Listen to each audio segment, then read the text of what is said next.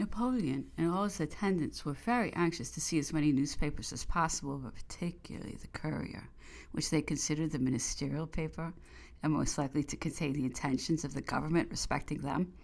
They received little encouragement from any of them, but least of all from those which are supposed to take the ministerial side in politics, as they not only contained a great deal that was personally offensive, but stated in very plain terms that none of the party would be allowed to land in England, and that St. Helena was the probable place of their ultimate destination.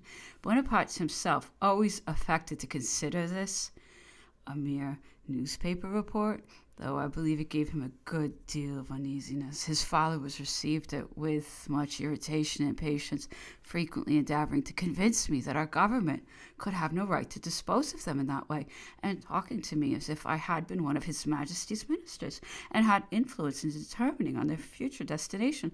All I could say on the subject did not prevent them from frequently recurring to it, and appealing against the injustice of such a measure. This morning, General Gourgaud returned from the slaying which we found lying here, not having been permitted to land, and having refused to deliver the letter he had been charged with for the Prince Regent to any person except His Royal Highness himself.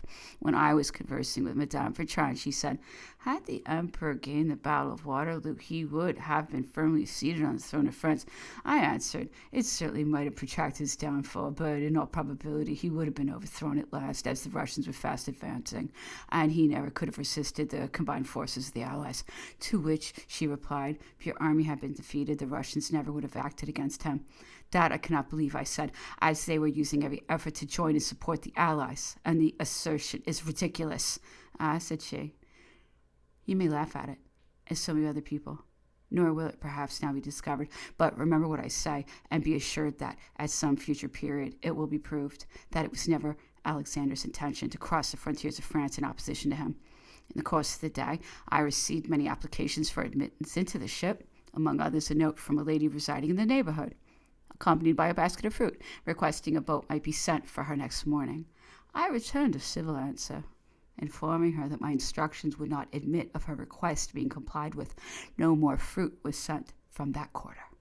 Lord Guider and Lord Charles Bentinck also applied for admittance, but with no better success. No sooner was Bonaparte's arrival known in the neighborhood than the ship was surrounded by a crowd of boats, people being drawn from all quarters to see this extraordinary man. He came often upon deck and showed himself at the gangways and stern windows, apparently for the purpose of gratifying the curiosity of which, as he observed to me, the English appeared to have a very large portion. In the evening, the officer who had been sent to Plymouth on the ship's arrival with dispatches for Lord Keith returned, bringing letters from which I give the following extracts. The officer of the ship you command has just delivered to me your letter of this date reporting your arrival in Torbay, with the Bellerophon and Myrmidon having on board Napoleon Bonaparte and his suite.